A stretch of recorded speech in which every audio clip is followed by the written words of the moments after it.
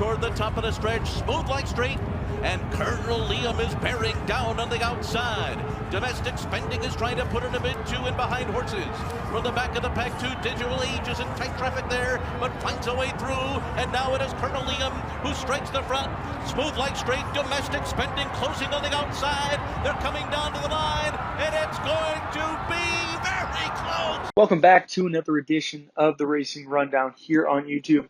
I'm Eric DeCoster. In this edition, we will be previewing the Grade 1 Manhattan, the traditional prelude to the Belmont Stakes, and always a very exciting race, full fields all the time, talented horses all the time. And this year, I don't want to say it's the race of the year, but it might be up there because this turf division in this country has had an absolute facelift with these 4-year-olds that are emerging. This field well represented by 4-year-olds in the three powerhouses of the division right now. Colonel Liam and Domestic Spending, who, I mean, they knocked heads a couple times last year, or once last year, I should say. And then, of course, last time out in the Turf Classic, that incredibly exciting photo finish. Should be a great rematch. And then you throw in Gufo, who's kind of the third horse in the party. He's been beaten by Domestic Spending on 2 occasions, but it was a head and a neck, and you probably could have won both of those. So that's exciting. And then you have, 3 others from the Chad Brown barn. And it just makes for a very, very exciting race. In my opinion, it's the race of the year to this point. So it's very exciting. 10 horses in all. 7 of the 10 horses represented in this bunch by trainers who have won this race multiple times. Christophe Clemont comes in with 3 victories. They haven't been in a while. He hasn't won this race since 2010, but he won it with the likes of Giopani, Winchester, Forbidden Apple. Then you have Graham Motion. He's got a long shot, but he won it back-to-back years, 2017 and 2018, with an 18 and a 27-1 shot. So look out for that horse. But, of course, we all know the big gun. That's Chad Brown. He won 6 of the last 9 runnings, 5 of the last 7. In Still Regard, Bricks of Mortar, Flinchier, Slumber, Real Solution. I mean, that is just a laundry list of horses. Then you throw in Desert Blanc, his first one, still the weakest of that bunch because there's some incredible horses on that list. So, like I said, you can probably just tell. I am just radiating excitement for this race. It is going to be a very, very exciting rendition of the Manhattan. Let's dive into it, starting with the one City Man for Christophe Clemont, a New York bred who, he plied his trade there for quite a while, running very consistent races in stakes company. He's only hit the board 7 of his 12 starts, but he has plenty of fourths to go along with that. Actually, 4 to be exact, and then there was one race where he was eased on the dirt. And he's, he has some bad races here and there, but they are on the dirt. His best races have come when he's been on the grass, and he was good, a really good second in his second start in graded stakes company. That was the Fort Marcy, ran a very good second behind Tribuvon, who's also in this race, finished in front of Rock Emperor in this race. I mean, that was a really good job by him. I thought he was mismanaged though in the ride. I won't lie. He should have been on the lead in there.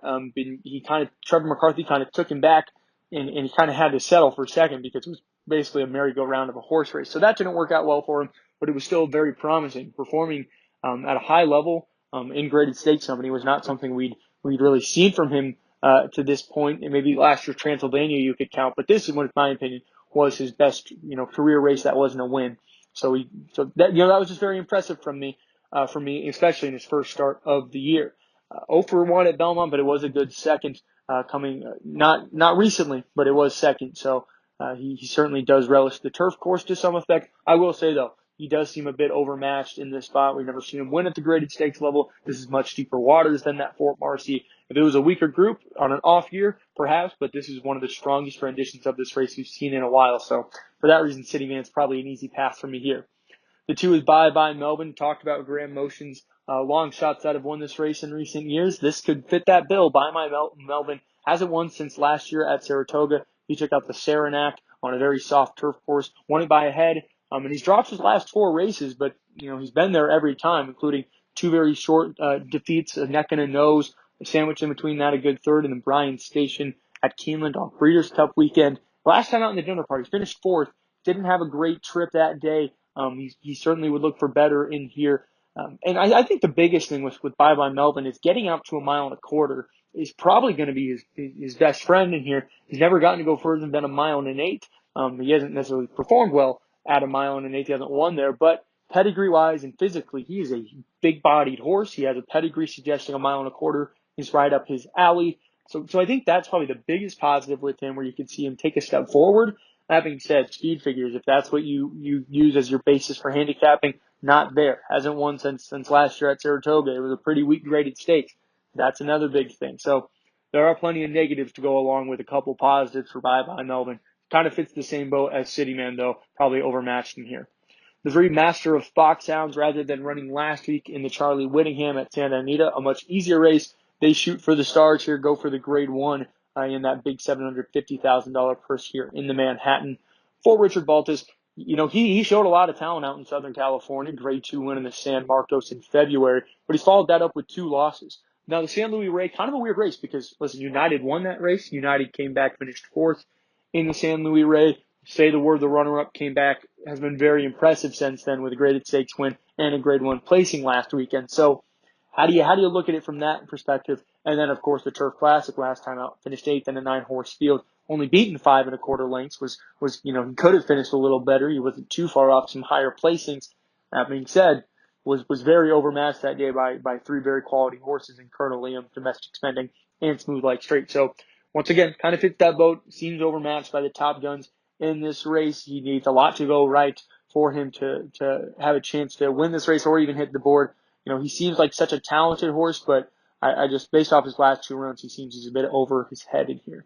The forward Domestic Spending rides a 3-race winning streak. He's won 5 of his last 6 and is likely going to be your post-time favorite when all is said and done. Not your morning line favorite, but I figure riding, the winning streak he has and the fact he was coming harder than Colonel Liam was at the end of the Turf Classic. You add an extra 1/8 of a mile onto that race. Domestic Spending is a sure winner of that one. So I think that's where people are going to probably head with their betting.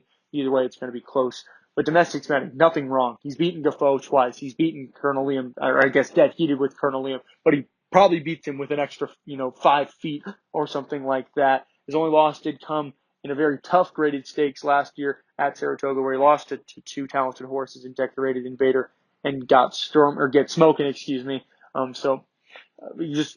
very talented, to say the least. 1 for 1 at Belmont too. Got an allowance win last year in June, so about a year ago actually to the weekend. So Domestic Spending is very good, and he retains Flavian Pratt, who was aboard for that last win. He takes his race everywhere he goes. He's getting out to a distance we haven't gotten to see him even go yet, which is 1.25 miles. But when you watch that Saratoga Derby, 1 3/16 last year, he's going to get the distance. Very talented. Not going to be the way I go. If you know me, you know why. Either way, but he's talented, and he's going to be there at the end. It's going to be he's going to put in a strong performance. Just will he be able to win? He certainly has shown it plenty of times in his career. The 5 is Masterpiece for Chad Brown. This is a horse it comes up from South America. That's where he started his career in Chile, and then 1 race in Argentina, and performed well there, so much so they brought him to the U.S., debuted in the Turf Classic last year in October, could only manage 4th that day. Well, and doesn't race until April of this year, wins at Keeneland, going 1 1/8 miles. That was a very talented, a very strong effort from a talented horse. We saw him probably at his best, and he finished in front of some decent horses at that. So he has talent, but now he's got to take it one step further. It's very hard to get a read on him because that Turf Classic was off a layoff, but it was against horses that are around this level or maybe even weaker, and Channel Maker and Sadler's Joy, who finished ahead of him. Of course, those are graded stakes performers, but I don't think they're better than Colonel Liam or Domestic Spending. But like I said, that was off a layoff. So was that really his best performance? We saw him really emerge last time out in that Keeneland race. Now he gets up to 1.25 miles, which I imagine is a distance he's going to like here in this country, given, he liked it overseas. He won going 1.25 miles in a Group 2 there, and he was 3rd in a Group 1 going 1.5 miles. So many things to balance with that horse. I feel like there's probably more sure things in here, but if you're looking for a horse who could maybe surprise and do it at a price, Masterpiece might be that horse. The 6 is Rock Emperor. This is another Chad Brown horse, of course, and I certainly think it's probably the weakest of his quartet in here. This is a horse who had so many expectations coming here, especially when he finished 3rd in the Belmont Derby in 2019, but he has not been able to put together a win in this country. We're talking about, 8 straight losses now, and only a couple of them really seemed like he had a chance, and that was last year in this race. He was second, beaten a neck, but his 3 runs since then, the Belmont, or the Turf Classic at Churchill Downs, the Turf Classic at Belmont, and then the Fort Marcy earlier this year, just 3 dull performances all in all. So unless he can really replicate that performance from the Manhattan last year and take it one step further, I have a hard time thinking he can win, because he's been beaten by this level. He's been beaten by weaker even.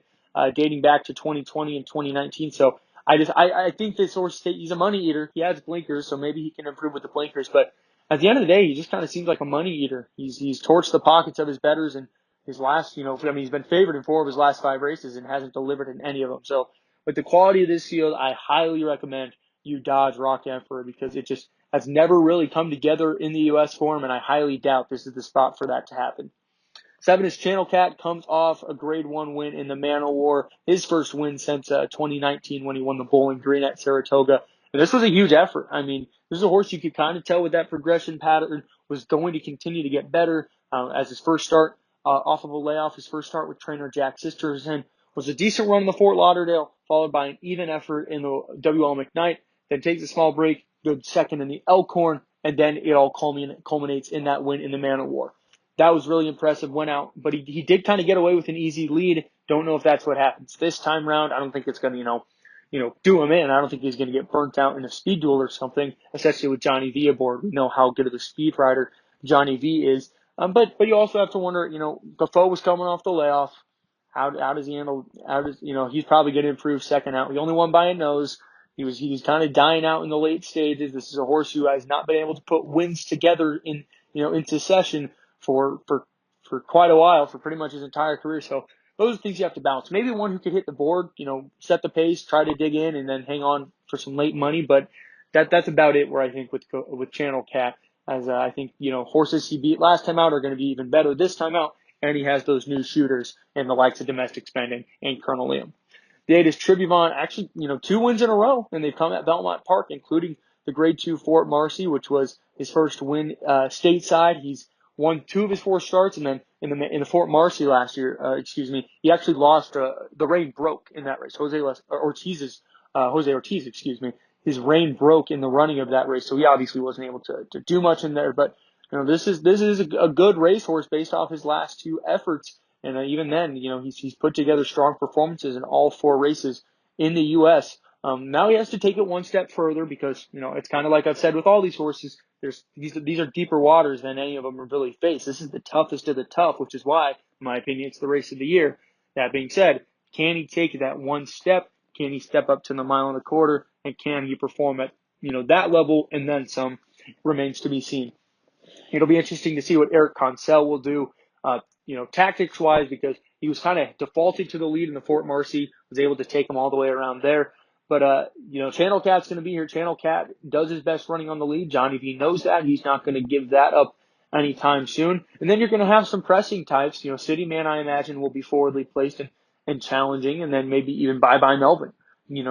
Stretching out ever so slightly, sure, but he could probably will be one that impacts the pace to some effect. So he's not going to get an easy lead. How's he going to handle that? Not a bad horse. Maybe one to use underneath. Not a top pick for me. The 9 is Gufo. This is one of my favorite horses in training.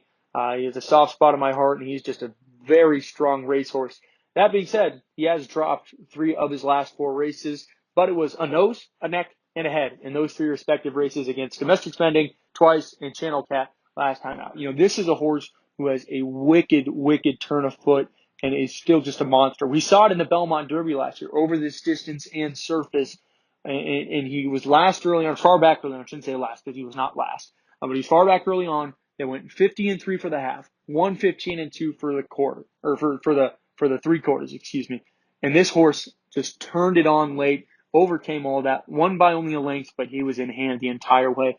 And this is just a really, really good horse. I mean, we know the distance and surface won't be an issue. He loves to come running late. He just doesn't always get there. And here's why. Well, I'll go through them all real quick.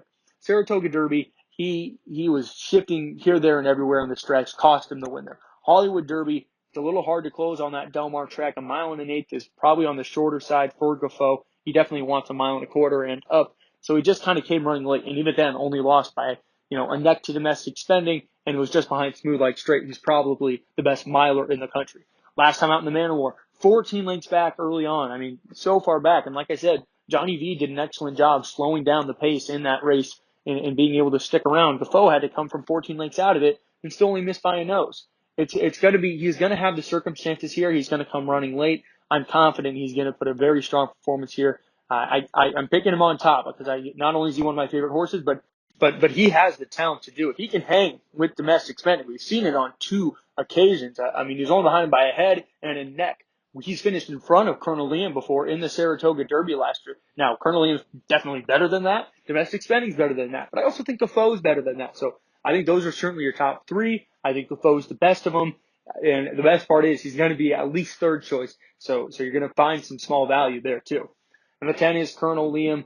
Probably the best horse on paper in here, just because, since he got on the turf, he's been an absolute monster for Todd Pletcher. 5 wins in 6 starts. His only loss was that 4th in the Saratoga Derby, but only beaten 3/4 of a length by domestic spending and Gufo. Like I said, those are 3 very evenly matched horses because sure they've kind of all beaten up on each other, or one hasn't gotten up to beat domestic spending yet, but they've all been, blanket finishes every time.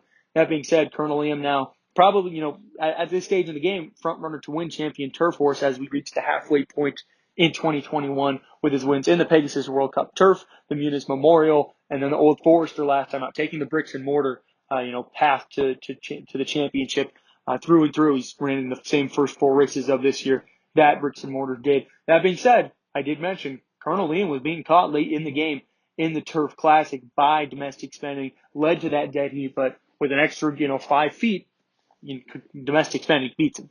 So that'll be interesting. Irad was forced to kind of be forwardly placed in there as there was no early speed in the Old Forester. If you remember back to that race, Smooth Like Straight was pretty much alone out there, and they went pretty slow, 49 flat for the half mile. So, he kind of had to be taken out of his element there. This time around, he's going to be able to sit mid-pack, more of his mojo, and I think that's going to go a long way in him having more for the end. We know he can get the distance. We saw it in the Pegasus World Cup Turf, going a mile and 3/16. You add an extra 16th in there, he only wins by more. So we know he can do it. He's right up there with domestic spending, in my opinion. I think they're evenly matched once again, but it's going to be interesting how these 2 square off now at this distance, because it's not something we've gotten to see them do before. That being said, I don't think it's a 2-horse race. I'm going with Defoe. He is right up there with him. He just hasn't gotten to, throw it down in the big races with them this year. This is his chance. I think he's going to come flying late under Joel Rosario and pick up the win. I think, it'd be very easy to say, domestic spending, Gufo, and Colonel Liam, easy 1, 2, 3 there, not in order, but those 3 cross the line first. But I think it's wise to look for some kind of value somewhere in here. And I would honestly say it's Channel Cat. 12-1 morning line. He could drop from there, but depending on how this race is bet, he could also rise up based on how much money those other Chad Brown horses take. You could easily see Channel Cat rise up, stick around 12-1, maybe even 15-1 or high teens even. And I think he's going to run a strong race on the front end. He'll be caught late. We could easily see him digging in and catching some minor money in here. So pretty chalky for me, though. I think Defoe has a big chance in here. They'll be right up there with Colonel Liam and domestic spending at the end. Your value, of course, is Channel Cat. Even though he's coming out of a grade 1, the price will likely be there. That's all I have for you guys on the race of the year, the Manhattan. It is going to be such a fun horse race on such a fun card. Good luck to everybody playing. You're going to need it because these are some tough grade 1s, but they are going to be super duper exciting. I'm Eric DeCosta, and that's all I have for you. We'll see you next time on the Racing Rundown. It is Pixelate, South Bend, and Venezuelan Hug. The field is in the stretch. No word on the outside of Moretti. And coming on now from third is a Gufo. Gufo out in the middle of the course as they come down for the 16th pole. Here comes Gufo on the outside of No Word. It is Gufo to take over the lead in deep stretch, and he's going to win the Grade 1 Belmont Derby. Gufo over No Word.